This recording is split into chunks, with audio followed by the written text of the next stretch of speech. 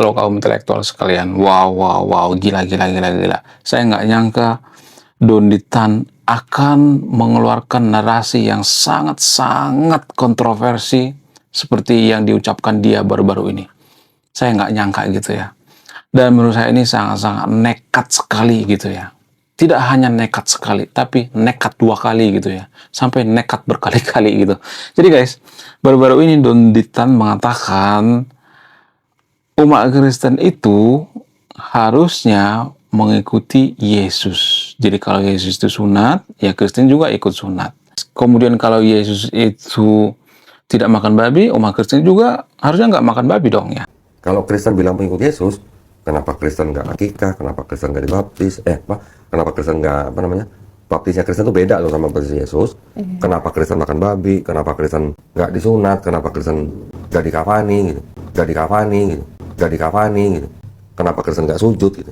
Ketika Mr. Donditan mengatakan umat Kristen itu kan harusnya mengikuti Yesus. Kalau Yesus sunat, ya umat Kristen juga harus ikut sunat dong ya. Kemudian kalau Yesus itu tidak makan daging babi, maka ya umat Kristen juga harus mengikuti Yesus tidak makan daging babi. Menurut saya pribadi, ini adalah statement yang sangat-sangat konyol sekali. Statement yang sangat dungu sekali. Karena apa? Karena gini, kalau misalnya Yesus itu nggak makan daging babi, nggak sunat dan sebagainya. Jadi ada kebiasaan-kebiasaan zaman dulu yang tidak bisa diterapkan di zaman sekarang gitu ya. Ada banyak banget gitu ya. Dulu Yesus itu beribadah di ibadah orang-orang Yahudi atau agama Yahudi, ya kan?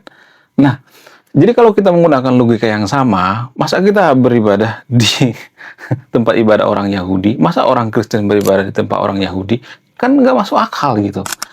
Jadi menurut saya pribadi ini sesat pikir gitu ya. Kemudian tidak hanya itu, zaman dulu ya, mohon maaf bagian dari videonya. Zaman dulu itu orang kalau cebok, orang di Timur Tengah, saya tidak mengatakan Yesus melakukan ini ya, tapi rata-rata orang Timur Tengah itu, orang-orang Yahudi juga melakukan ini, yaitu cebok menggunakan batu. Nah, kalau orang-orang Yahudi zaman dulu cebok menggunakan batu, masa kita cebok menggunakan batu zaman sekarang? Yang benar aja. Apa nggak memar tuh ya kan? Apa nggak sakit tuh ya kalau cebok pakai batu? Zaman sekarang tuh sudah ada air, sudah ada tisu dan sebagainya. Jadi artinya gini, Mr. Dondi ya, tolonglah ya, please lah ya. Saya tuh nggak bisa menahan diri untuk tidak membahas ini karena apa? Karena banyak subscriber channel yang pengen saya bahas statement bodoh daripada Ustadz Donditan ini. Jujur dari hati saya yang paling dalam, saya sangat-sangat mengapresiasi nyalinya Mr. Donditan ini. Kenapa saya mengatakan seperti ini? Punya nyali yang sangat besar sekali. Saya harus mengapresiasi ya. Kita harus tepuk tangan. Jangan marah-marah sama Ustadz Donditan. Jangan marah, nggak boleh marah. Umat Kristen itu kan nggak boleh marah. Harus saling mengasihi gitu. Kita harus mengapresiasi sebesar-besarnya nyali daripada Ustadz Donditan ketika dia mengatakan umat Kristen harus mengikuti Yesus karena Yesus itu sunat dan tidak makan daging babi. Saya harus mengapresiasi sebesar-besarnya. Kenapa? Karena Donditan ini sangat-sangat nekat sekali gitu ya. Sangat-sangat bernyali sekali. Ya, dengan waras, dengan normal dia menunjukkan kedunguannya. Jadi itu artinya kita harus mengapresiasi ya. Mengapresiasi kedunguan daripada Ustadz Donditan ini. Ini sangat dungu sekali ya. Jadi kalau ada piala Nobel seputar kedunguan, maka yang dapat pertama kali itu adalah Ustadz Donditan. Mohon maaf bagi pendukung Ustadz Donditannya. Mohon maaf sebesar-besarnya. Karena menurut saya pribadi ya, kita itu sudah tidak produktif lagi gitu. Kenapa? Karena kita itu terlalu sibuk berdebat di ranah yang subjektif, bukan di ranah yang objektif. Agama itu kan subjektif ya. Artinya gini, sebisa mungkin kita harus hidup di zaman kita masing-masing. Yesus kan nggak naik pesawat kan? Masa kita nggak boleh naik pesawat? Jadi kalau kita mengikuti logika daripada Donditan ini, Yesus nggak makan daging babi. Ya, kemudian Yesus nggak naik pesawat. Yesus tidak naik motor listrik gitu ya. Yesus tidak menggunakan sepeda misalnya, karena zaman dulu itu belum ada sepeda gitu ya. Kemudian Yesus tidak menggunakan sepatu seperti zaman sekarang misalnya. Yesus tidak nonton YouTube misalnya. Lalu kita mengikuti Yesus tidak nonton YouTube gitu. Yesus tidak pakai kacamata misalnya, lalu kita nggak pakai kacamata gitu ya. Yesus nggak pakai HP, lalu kita ngikutin Yesus nggak pakai HP gitu. Jadi kalau kita ngikutin logika daripada Donditan ini, ya kita bisa kembali ke abad ke-7 gitu ya. Kembali ke abad di mana orang-orang cebok pakai batu gitu. Mohon maaf bagi pendukung Donditan ya. Karena menurut saya pribadi, kita tuh sudah terlalu larut bahas sesuatu hal yang tidak ada ujungnya gitu. Jadi pembahasan ini kan sebenarnya nggak ada ujungnya. Ujungnya apa? Ya kosong gitu. Kita nggak dapat apa-apa kalau kita ngebahas agama atau keyakinan orang lain. Jadi gini guys ya, mohon maaf bagi pendukung Ustadz Donditan ya. Gini, saya tidak memprovokasi siapapun di sini. Saya tidak menyalahkan Ustadz Donditan ya. Yang saya salahkan itu adalah pengikutnya. Kenapa saya mengatakan menyalahkan pengikutnya? Jadi kalau boleh jujur, Ustadz Donditan ini sebenarnya bukan pemuka agama, tapi dia itu pengusaha agama. Kenapa saya mengatakan seperti itu? Karena kalau dia bahas tentang agama Kristen, maka akan banyak pengikutnya dan banyak yang suka, juga cuannya ada. Dia diundang kemana-mana gitu ya. Itu kan dibayar ya. Nggak ada tuh seorang ustadz misalnya ya berdakwah atau ceramah dibayar cuman terima kasih, nggak ada. Mungkin ada, tapi satu dari sejuta orang gitu ya. Rata-rata kan mereka dapat bayaran ya. Makanya pemuka agama di Konoha itu kan rata-rata kaya raya ya. Jadi gini guys, kenapa lahir seorang Donditan? Kenapa ini terkenal gitu? Apa alasannya? Karena ada banyak yang pengen seperti Donditan. Karena ada yang banyak membenci umat Kristen di Konoha. Karena ada banyak di Konoha itu yang menganggap bahwa Kristen itu sesat. Ini hanya di Konoha guys ya, bukan Indonesia ya, karena orang Indonesia itu anti kritik ya. Selain itu, kedunguan daripada Ustadz Donditan ini ya, jadi kita harus mengapresiasi ya kedunguan daripada Ustadz Donditan ini ya.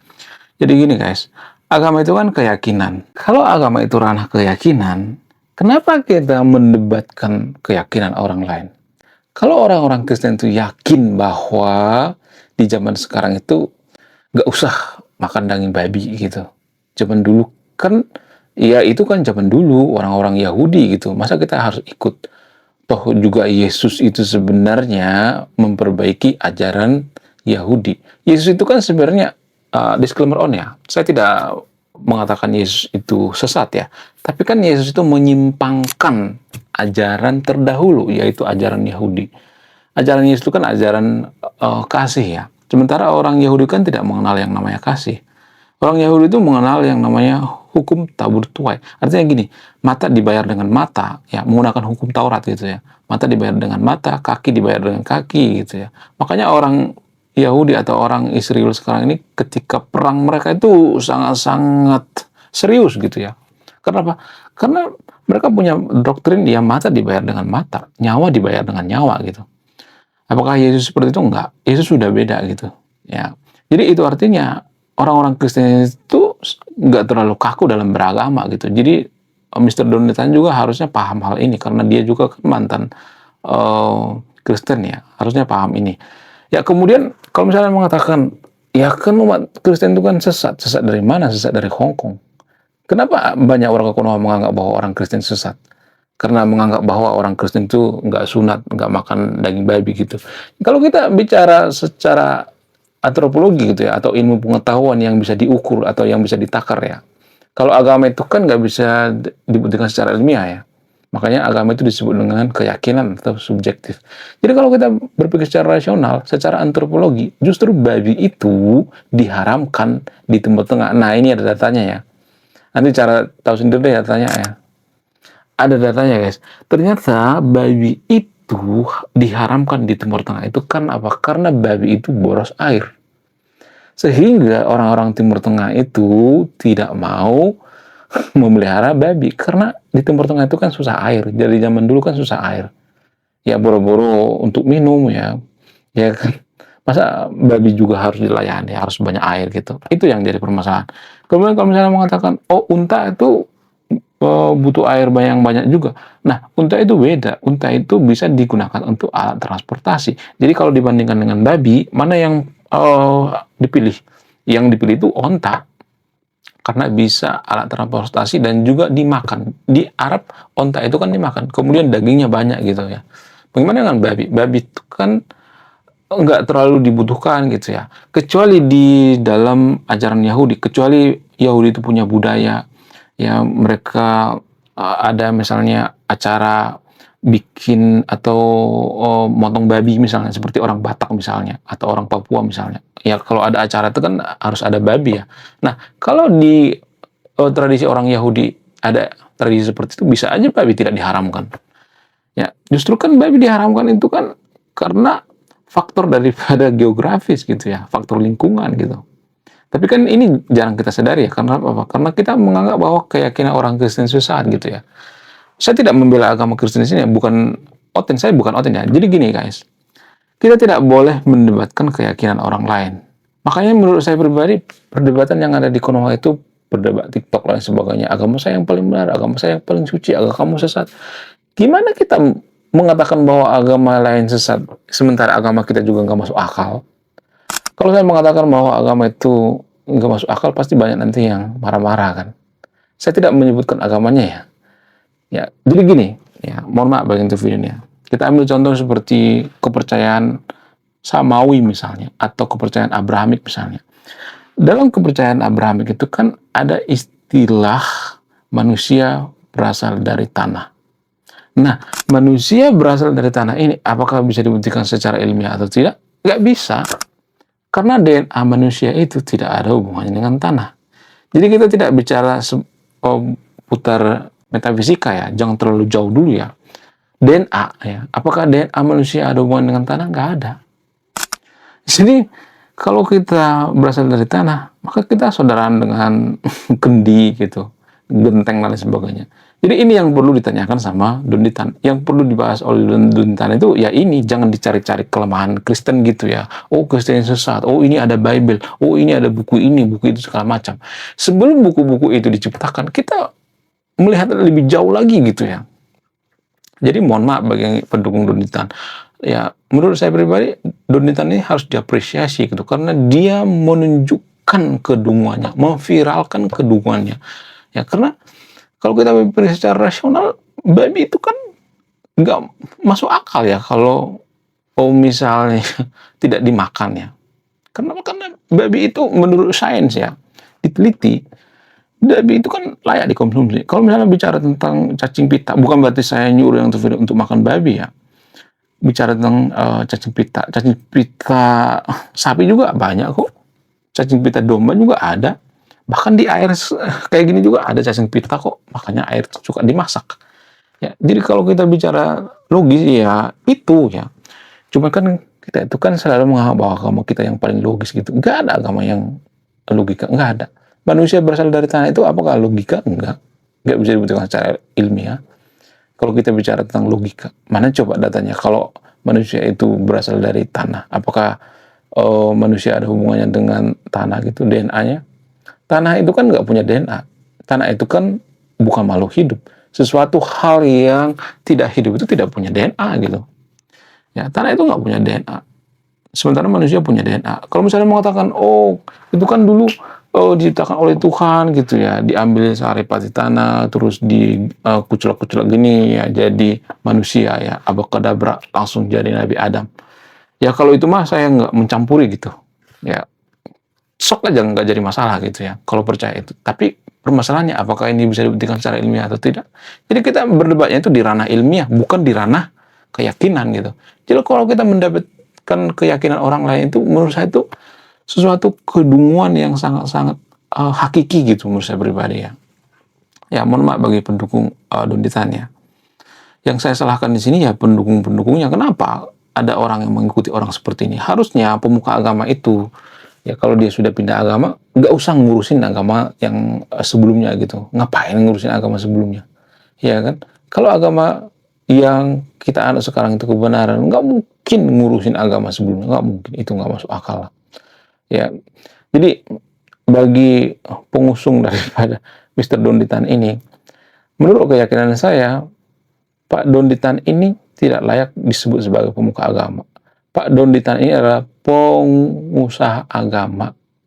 Karena menurut keyakinan saya, dengan mengulik-ulik agama lain gitu ya, dengan mengulik keyakinan orang lain, ya, kecuali dia seorang akademisi gitu ya.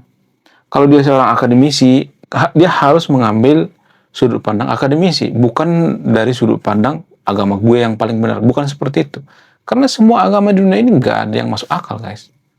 Ya, mohon maaf bagi yang itu videonya. Disclaimer on ya. Semua agama di dunia ini nggak ada yang logika kalau kita bicara tentang logika. Kenapa kita mengatakan agama kita paling logika? Karena kita tidak mengerti atau memahami apa definisi daripada logika. Apa definisi daripada secara ilmiah gitu. Ya, secara ilmiah atau secara logika itu kan harus diuji berkali-kali gitu. Ya, kalau misalnya ada yang mengatakan, ya katakanlah bumi itu menghampar, bumi itu datar misalnya. Apakah ini bisa dibuktikan secara ilmiah? Nggak bisa. Sementara bumi itu menurut satelit ya, menurut astronot ya. Jadi kalau saya ngomong seperti pasti banyak nanti yang nggak percaya astronot sama satelit kan. Jadi kalau dilihat dari satelit, ya bumi itu ya bulat gitu. Walaupun di kitab suci agama tertentu dikatakan bumi itu menghampar atau datar dan sebagainya, masa kita harus mengimani itu? Saya coba bertanya ya, saya tidak memberikan kesimpulan ya. Silakan simpulkan sendiri. Ya, kita harus berakal. Nama beragama kan harus berakal ya. Menurut saya pribadi ya, Ustadz Donditan ini harus diapresiasi gitu ya. Diapresiasi kedunguannya karena dia meninggalkan akal di selokan. Ya, meninggalkan akal di dengkul gitu. Ibarat kata, Ustadz Donditan ini seperti katak bahu tempurung. Di negara maju itu, kognitif pemuka agama itu setara dengan anak SMP di negara maju.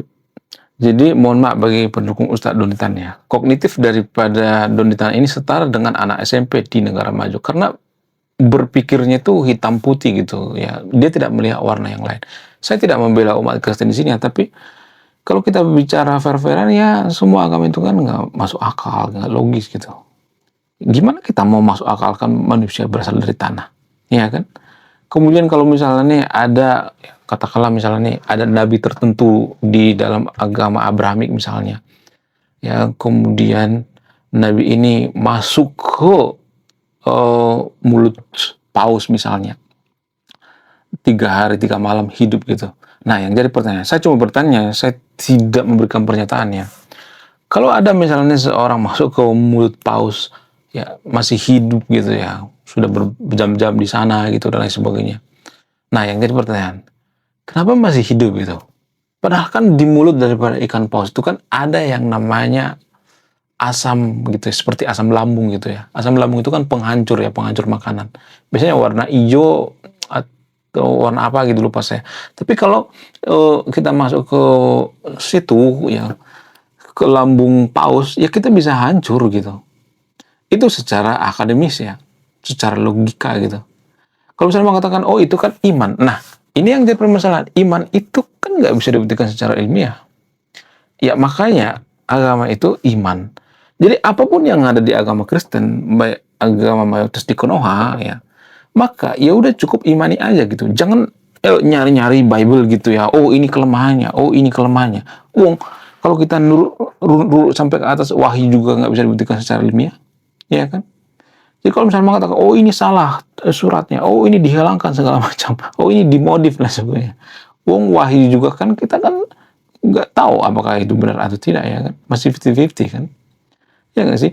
Karena ketika wahyu itu turun kan nggak pernah tuh di pasar yang rame gitu ya, mohon maaf bagi itu ini, nggak pernah di jalan raya gitu ya, selalu di tempat sepi, di atas gunung, ya kan, di kamar dan sebagainya. Jadi saya nggak pernah melihat wahyu turun itu di tempat yang ramai gitu.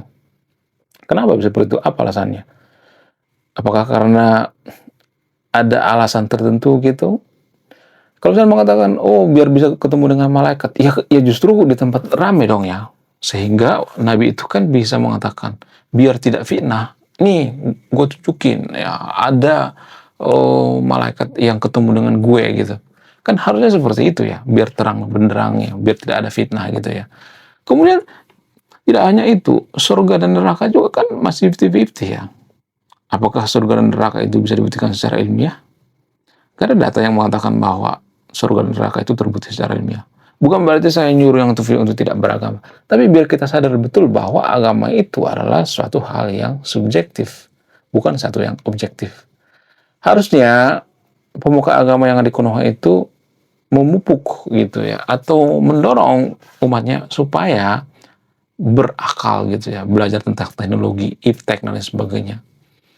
Supaya apa? Supaya kita jadi negara maju. Itu lebih bagus gitu ya. Jadi kalau saya perhatikan itu ya, di negara maju itu mereka debat tentang seputar jurnal-jurnal ilmiah ya, ya pembahasan yang logis gitu ya. Tapi kalau di negara yang kurang maju seperti di Konoha itu, mereka lebih suka ngebahas tentang hal yang berbau keyakinan gitu, agama, dibahas di TikTok dan sebagainya. Menurut saya pribadi ini nggak kreatif sekali gitu ya. Ini tidak produktif ya, harus dirubah gitu ya. Ya menurut saya pribadi, kita harus berdebat di ranah yang ilmiah, bukan ranah keyakinan. Namanya keyakinan ya kan. Jadi menurut saya pribadi, Ustadz Donitan ini sangat luar biasa gitu ya, sangat harus diapresiasi gitu ya, karena dia dengan terang-terangan, dengan waras, dengan sadar menunjukkan kedunguannya. Ini butuh effort guys ya, menunjukkan kedunguan itu butuh effort gitu ya. Jadi kalau boleh jujur ya, nggak ada agama itu yang logis. Wong agama juga awalnya subjektif, bukan objektif ya. Bukan berarti saya nyuruh yang untuk tidak beragama ya. Agama itu kan keyakinan, keimanan. Cukup imani saja, nggak usah banyak tanya gitu. Ya kalau kita mempertanyakan kan bukan keimanan namanya, bukan agama. Salah kamar gitu ya. Yaitu ilmu pengetahuan. Jadi lebih baik ya, tolonglah sama Pak Donitannya kalau nonton video ini. Lebih baik kita fokus membangun negara kita gitu ya. Gimana supaya dari Konoha itu ada pemenang Piala Nobel dari Konoha. Itu sebenarnya yang kita fokuskan. Itu lebih bagus gitu daripada kita harus nyari-nyari kesalahan agama lain. Oh di Bible ini nggak ada tulisan seperti itu. Oh ini ayat dikurang-kurangi. Oh ini segala macam. Itu kerjaan orang yang hidup di bawah tempurung gitu. Ya ibaratnya gini ya. Ibaratnya pemain sepak bola itu masih tarkam gitu ya. Naik level dong ya, internasional gitu ya, pemain sepak bola internasional gitu ya. Jadi bagi pendukung Donitan ini ya, saya tidak memprovokasi yang nonton video untuk meninggalkan Donitan ya, tapi carilah pemuka agama yang bisa mengajak kita berpikir rasional, berpikir secara akademis dan sebagainya gitu ya. Itu jauh lebih bagus menurut saya pribadi ya. Menurut kalian gimana? Coba tulis kolom komentar ya. Oke guys, sekian video ini, terima kasih sudah memahami. Saya kaum intelektual, salam rasional. Belum kita lanjut. Jadi guys, kemarin ada yang nanya, lu apa sih kontribusinya bagi negara ini? Lu cuma ngebacot doang, gak ada kontribusi. Nah, kontribusi saya ini guys ya. Saya nulis buku. Riset saya ini bertahun-tahun guys, kurang lebih 5 tahun. Jadi biaya yang saya keluarkan untuk riset buku ini puluhan juta. Namun, saya jual buku ini di bawah 100.000. Gambaran daripada buku ini tentang sisi gelap daripada pemuka agama yang ada di Konoha. Bercerita tentang culture, sisi gelap politisi ya, dan lain sebagainya.